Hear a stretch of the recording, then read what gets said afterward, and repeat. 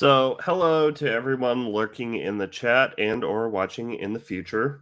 Um, so this week we're going to be doing a banned book week special, and yay, we have a noodle. Cool. Um, so Right. every year, about a month or so after school starts. So usually it's third week of August, or not. Usually it's the third week of September.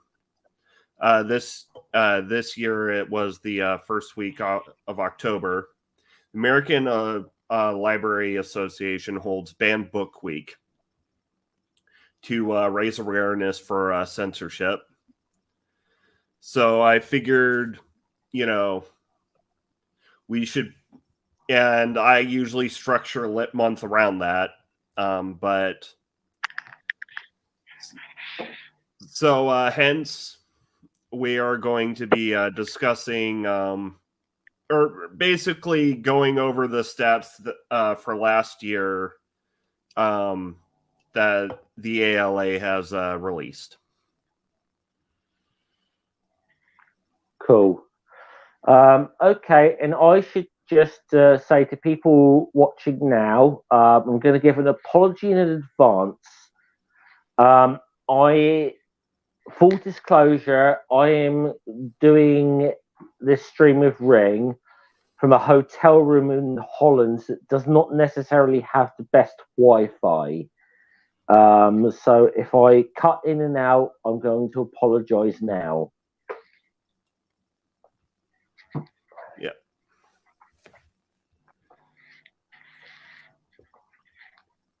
So, and we also have a Bumblebee in the chat.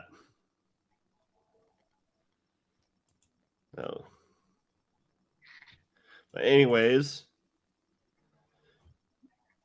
so and I did include the link to the ALA Banned Book Week page in the description below.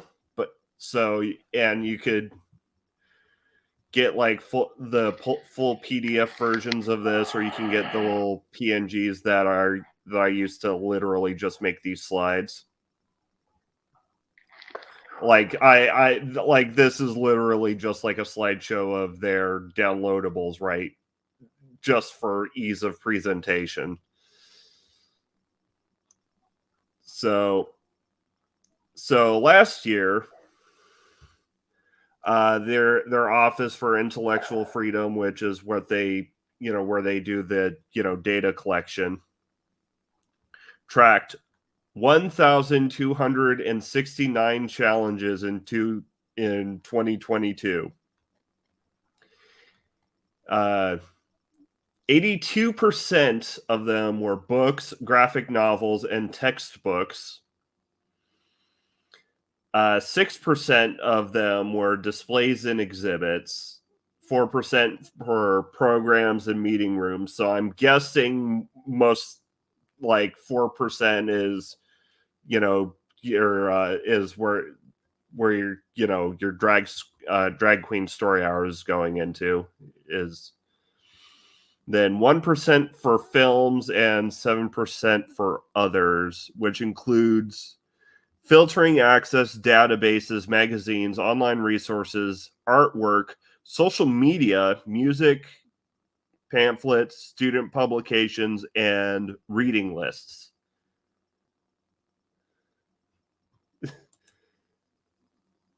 And Noodle brings up that it's over 3 challenges that averages out to over 3 challenges per day. And when we get to some of the articles that the ALA released, we're gonna kind of see why these numbers are so huge. Also, so 2022 was the highest amount of censorship attempts that the ALA has seen since they started recording the data. And, in the 90s. And it looks like, in terms of the data that they had gathered from January up to August, that 2023 might very well beat it. So that's a fun little tidbit. So, here's their graphic for where the challenges take place. In 2022, nearly 51% of the demands to censor books targeted books, programs, displays, and other materials in school libraries and schools. 48% of book challenges targeted materials in public libraries.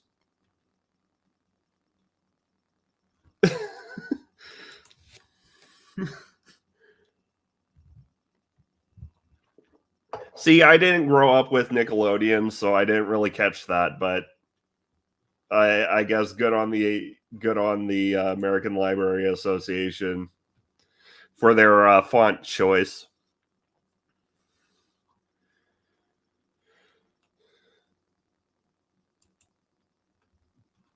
Now, and you can see from the breakdown here, you've got 48% of it is going.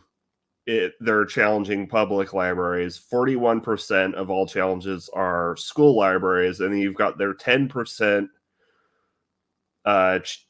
challenges going to schools. So I think when the McMinn County School Board decided to ban mouse from their curriculum, I think that falls in the 10% there. We covered the meetings or the minutes from that meeting last year, and a link to that stream is in the description. I know it's like over 4 hours long, but it is important. And you get to watch Noodle get really, really ranty several times.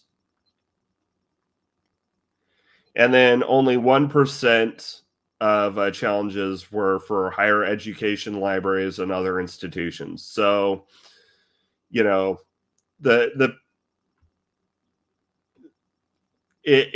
you look at the percentages, the pro censorship crowd is, obviously wanting to block the free flow of information to children, or rather, they're using the think of the children method, which is unfortunately very, very effective.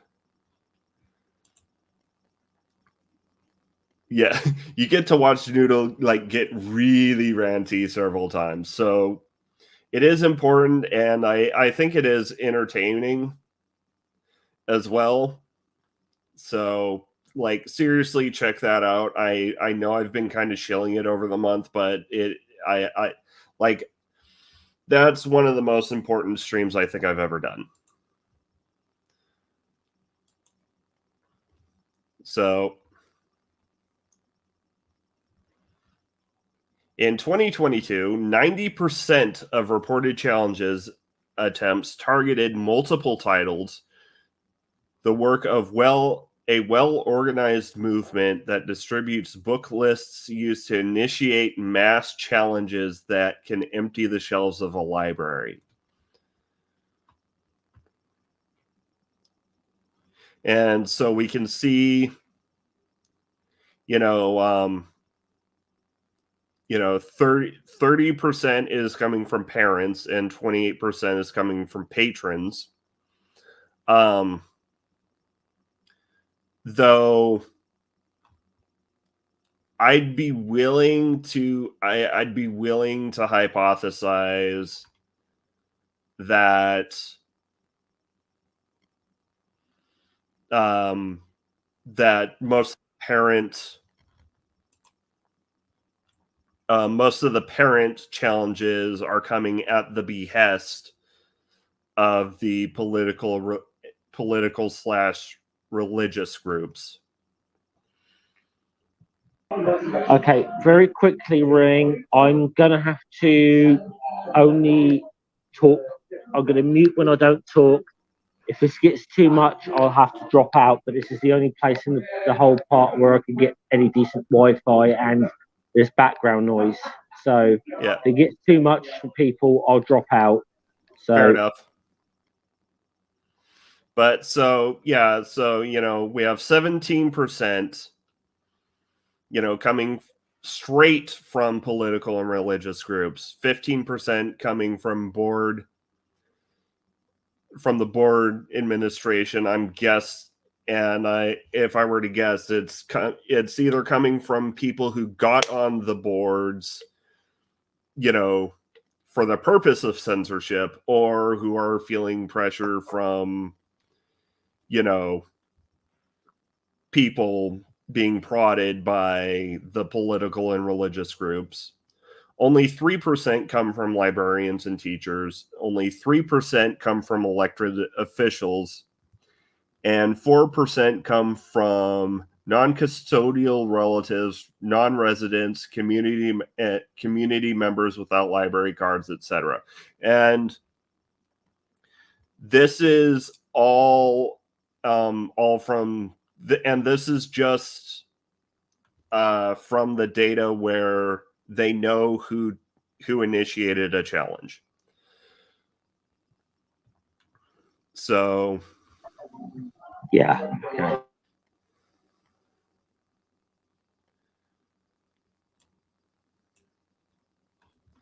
And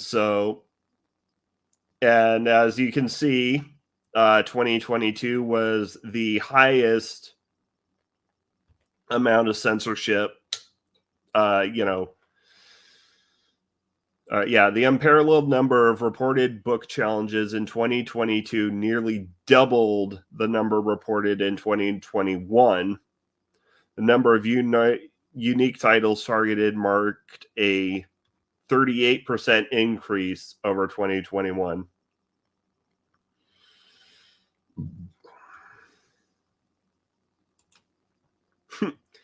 Always makes me laugh that the Think of the Children people will be the first to blithely accuse their political opponents of thinking of the children. And something, and an accusation is a confession.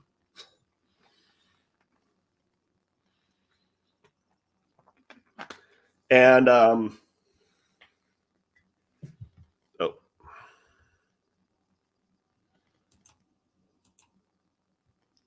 Okay, that time it was my fault that I got kicked.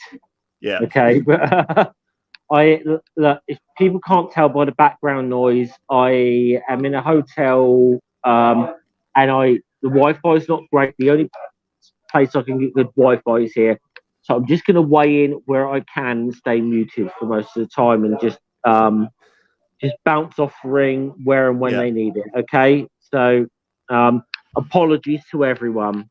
I thought the Wi-Fi would be better where I am. And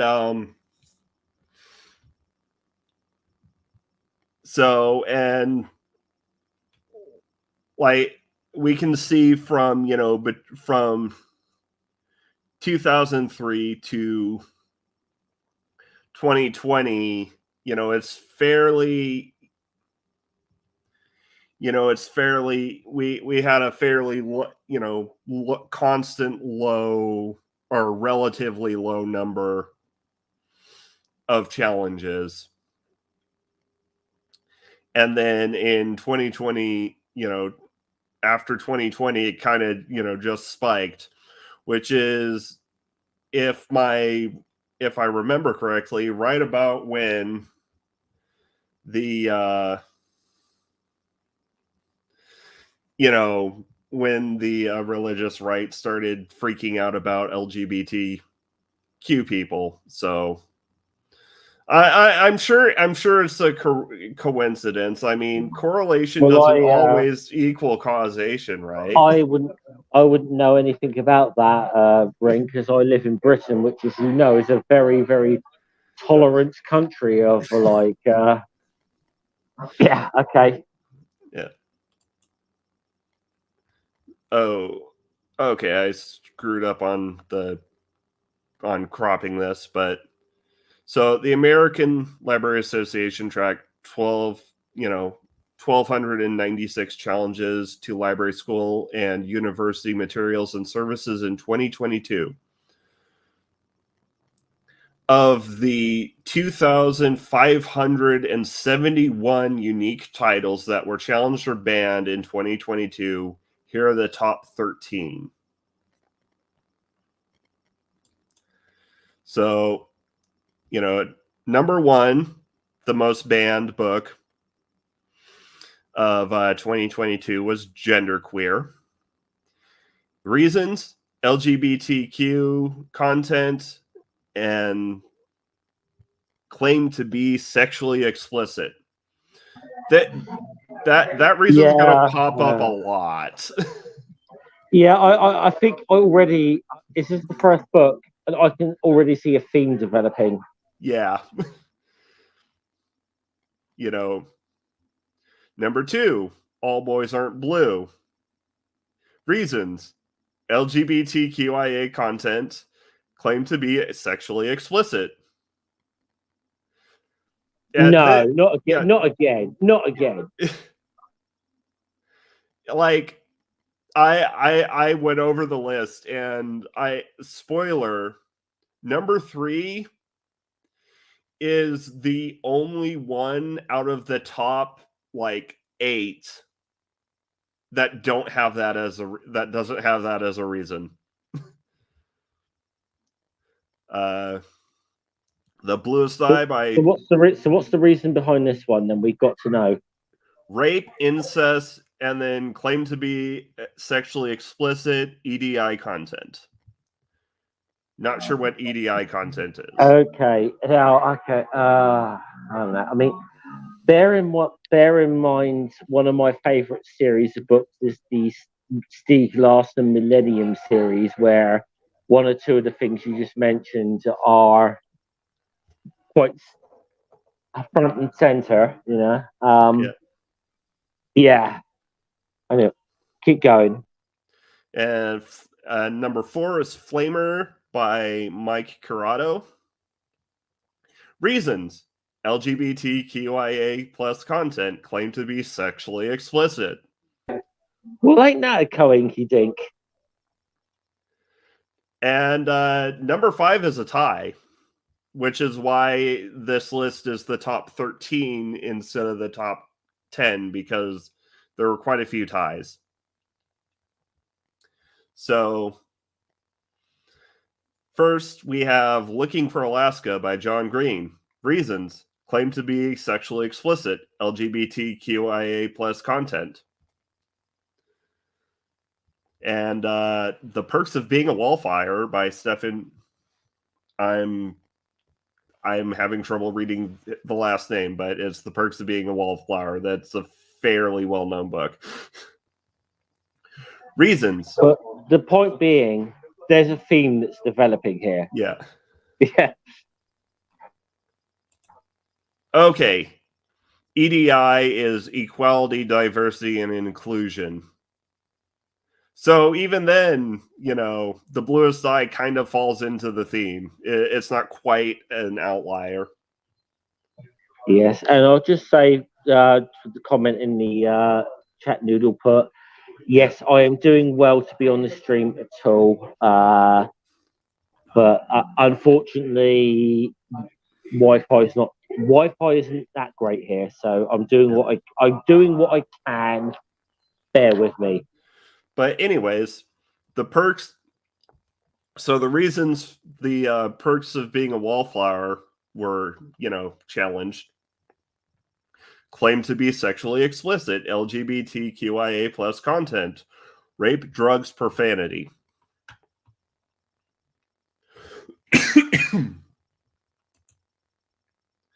Number 7, Lawn Boy by Jonathan Evison. Reasons: LGBTQIA plus content claimed to be sexually explicit. Number 8. Do we need to do like a bingo game with this? I mean, pretty much it's like it like you're gonna just have one square like marked over and over and over again. Yeah, I feel sorry for the poor person who hasn't got LGBTQIA plus on their bingo card because they're kind of screwed here. Yeah. Maybe as a future stream we ought to do banned book bingo. Yeah. And Noodle says, has anyone read The Sex in Looking for Alaska? It's deliberately cringe and off-putting because it's necessary to the character development. I'd have said plot, but John Green doesn't write plots. And so fun thing about the Absolutely True Diary of a Part-Time Indian by Sherman Alexie is I actually read that in high school because our English class was doing flight, but my mom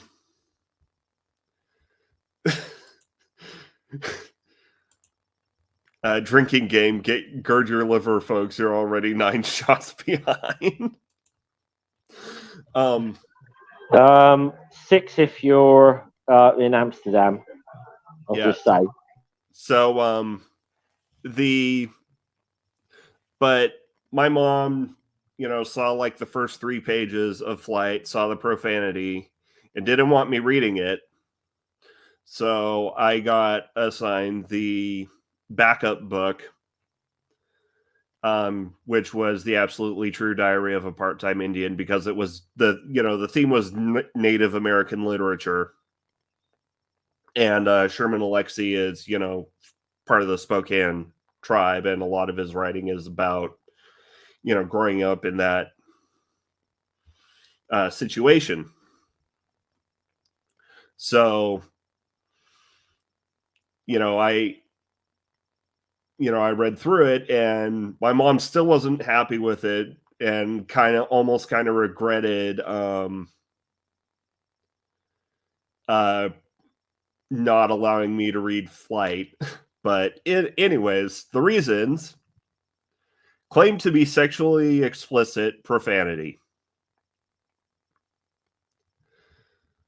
And so Out of Darkness by Ashley Hope Perez, claimed to be sexually explicit. And then we have a 4-way tie for number 10.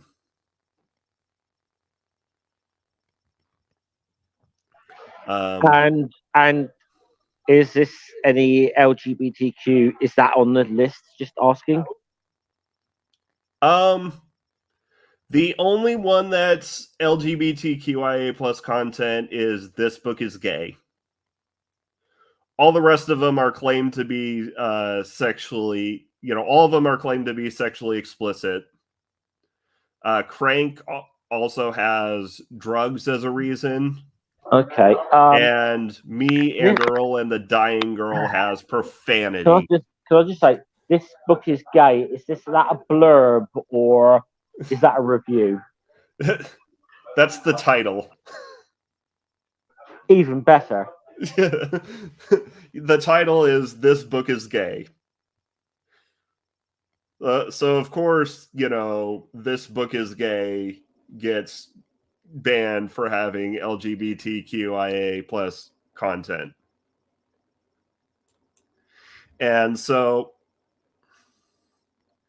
that's the end of the downloadable. But I do have their year in review page. Right.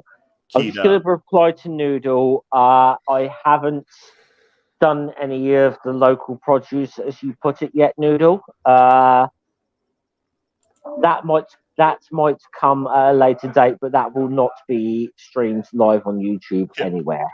Okay. And That's a good way to get the stream turned off.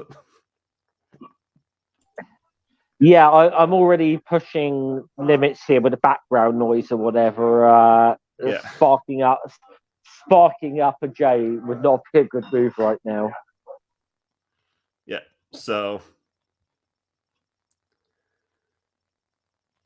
the American Library Association's OIF has released preliminary data documenting a continued uptick in the attempts to censor books, materials, and services across public school and academic libraries in the United States during the first 8 months of 2023. ALA compiles data on book challenges from reports filed by library professionals in the field and from news stories published throughout the United States. Because many book challenges are not reported to the ALA or covered by the press, the data compiled by the ALA represents a snapshot of book censorship. So here's the preliminary data for 2023. So between January 1st and August 31st, the OIF reported 695 attempts to censor library materials and services and documented challenges to 1,915 unique titles. A 20% increase from the same reporting period in 2022, which saw the highest number of book challenges since the ALA began compiling the data.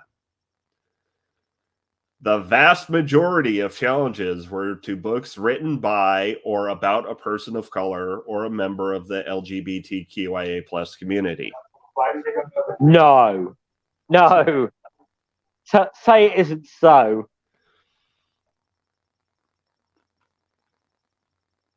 So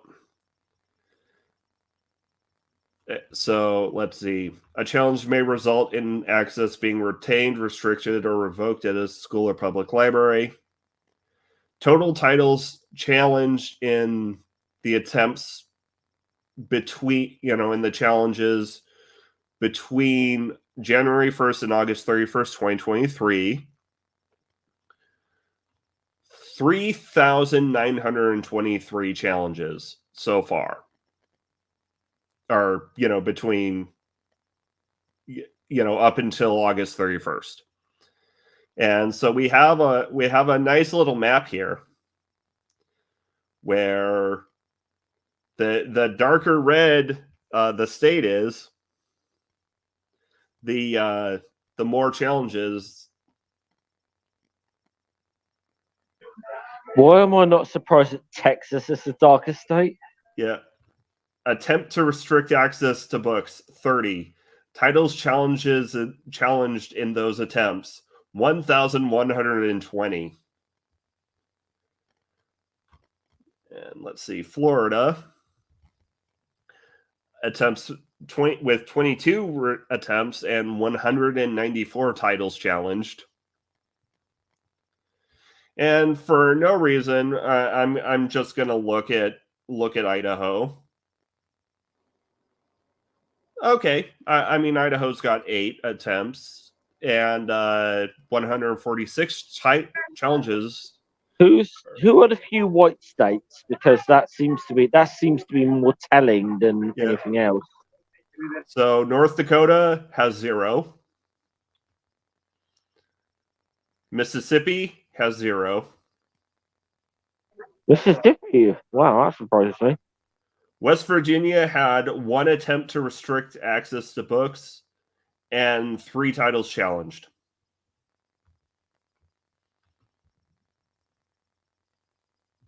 Okay, that's interesting. I'm just saying that those are ones that I'm a little surprised by 1 or 2 of them, but And Maryland had 10 with 66 titles. I'm kind of ashamed of that. It's kind of weird that like Montana is ahead of Maryland in this. Oh, and another white state, Vermont, 0 and 0. Yeah, I just thought it'd be more, looking at the map, I just thought it would be more productive to actually list the states that have done the least, the ones, the white states, rather than the red ones on this map. It's kind of funny that California is so red. Because, like, largely, that does surprise me, yeah. Yeah, like, largely the pattern is, pretty much Bible Belt, with the exception of Mississippi and Louisiana. But to be fair, Louisiana has a reputation of being really laid back for the South.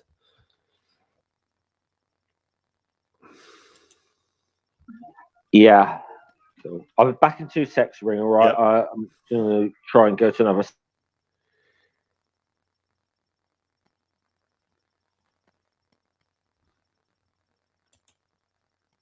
That's fair. California does have a reputation as a woke paradise. So people are going to try and target it harder. And of course, 2023 saw a pivot in strategy, because challenges to books in public libraries accounted for 49% of those their office documented, comparing to 16% during the same reporting period in 2022.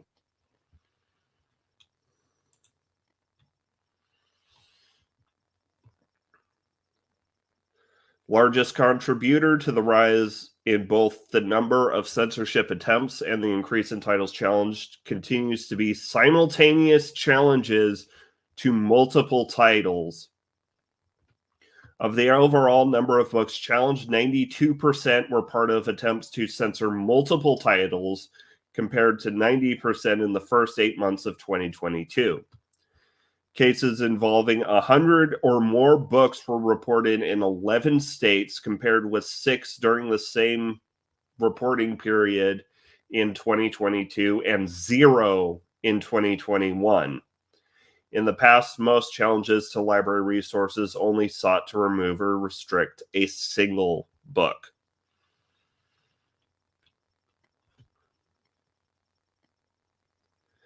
So the data says that I may have to say that I may have to eat some crow and say that maybe this time correlation does equal causation, because the data seems to be saying that there is a concerted effort from a group of people to censor books here.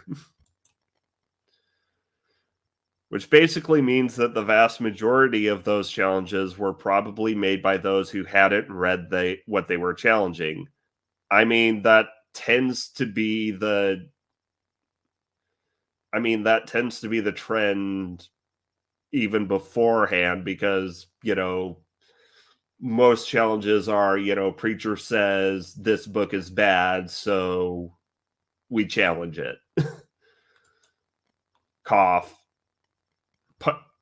Cough, channel punching bag in the 90s, cough. Like, the channel punching bag's satanic panic is a pretty good example.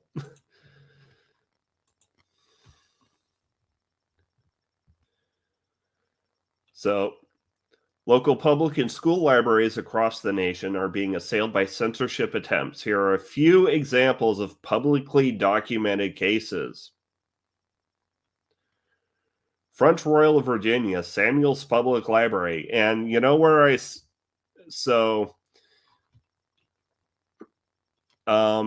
where I'm going to take the pin out of Sorry, I'm Noodle's more than 3 challenges per day comment.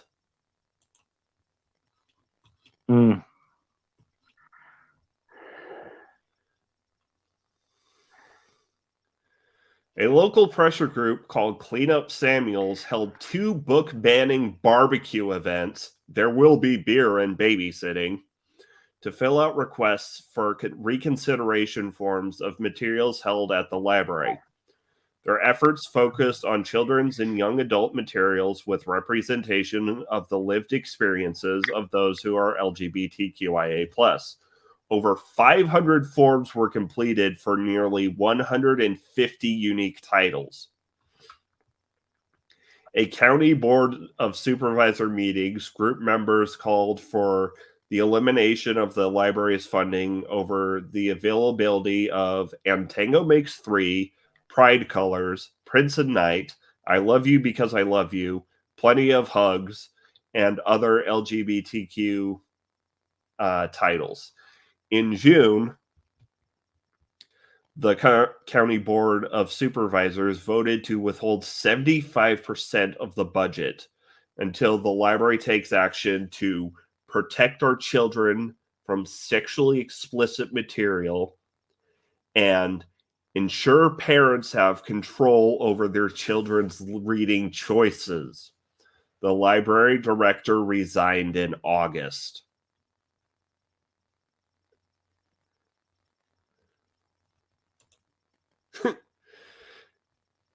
Babies on the Barbecue with Silence of the Lambs on that book list, or would that have been too on the nose?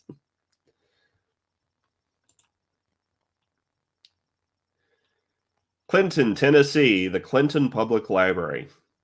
In February 2023, the library board voted against a proposal to create a special section of their library to house books related to gender identity and sexual orientation. The conversation was spurred by challenges to Granddad Scamper, It Feels Good to Be Yourself, and Families Like Mine from members of a group that advocates for the censorship of library material with LGBTQ representation. While the books were retained where they were originally shelved, members of the group went on to challenge numerous additional titles with LGBTQ representation, including literary memoirs and sex education titles. The group has recently begun calling for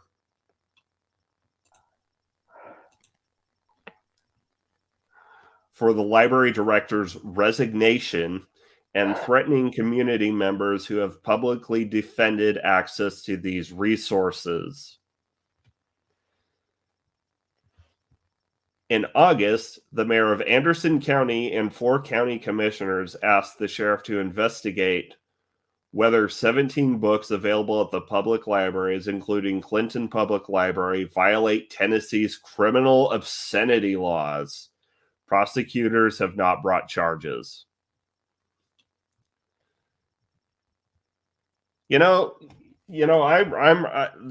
really I think I need to get like some hot sauce for this crow or something, because it really does look like there was a concerted effort from the right to ban LGBTQ content in libraries.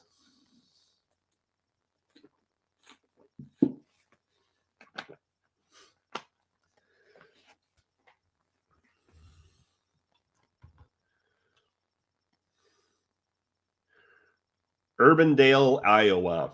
Urbandale Community School District. Ooh, so here's one that's not a a special section for LGBTQIA plus content. I'll allow it, but only if they put the words Je dem das sin above the door.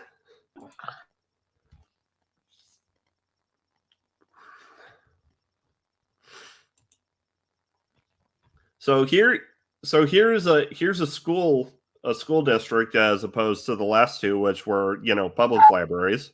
Ring, I'm gonna have to apologise. I think I have to drop from the stream. I'm just having too much internet issues here, and I apologise. Fair enough.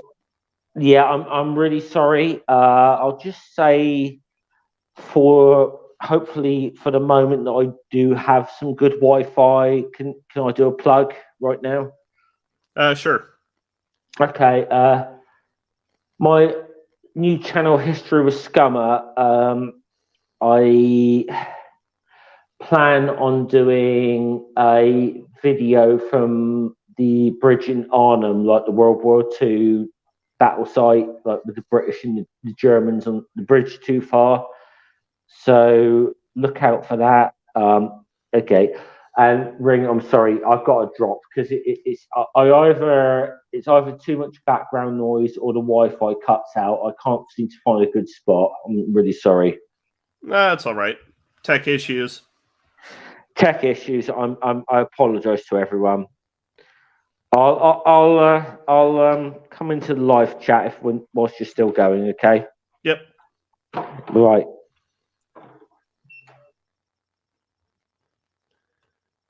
So, in July 2023, the Des Moines Register obtained a list of 374 books that the district had flagged for removal without knowing if the district even owned the books. The justification for the list was to comply with a state law, SF 496, that went into effect in July and set to begin imposing penalties in January 2024.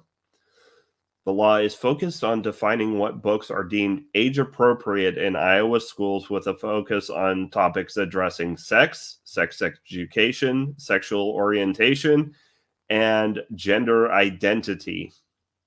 A school district spokesperson stated the district was to provide guidance to K-12 teachers about books that might violate the state law. In response to protests, the list was revised to 65 books. Among the books removed from the school libraries were The Kite Runner, The Handmaid's Tale, Brave New World, Beloved, The Color Purple, Native Son, Genderqueer, All Boys Aren't Blue, and The Hate You Give. And not at all surprised by that list, because for a large, a good chunk of that list is stuff that the religious right just hates on principle, especially this one right here.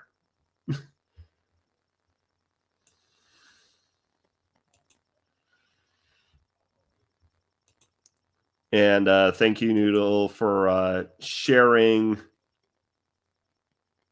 the so 695 attempts to ban or restrict library materials over, up until August 31st of this year. 1,915 unique titles targeted for censorship. 3,923 total titles targeted for censorship. 92% of the books were challenged were part of an attempt to censor multiple titles. 220 school districts, 208 public libraries were targeted.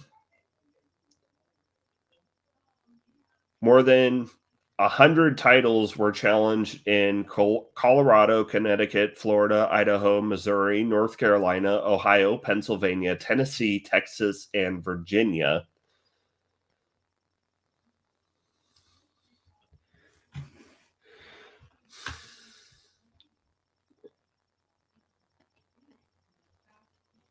And so that's largely what I wanted to cover. And I'd go over the wording of SF 496, but I can't click the link in this. I can't click the link, but the link is in the chat for those of you who want to read FS or SF 496 for yourself. But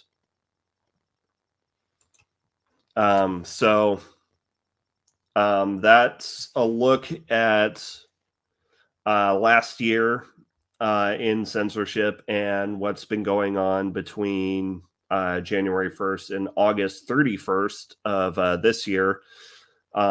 So we're probably going to get a full look, there's going to be a look at how 2023 went in terms of censorship next Ban Book Week. So, yeah, we'll keep you posted. Follow the ALA.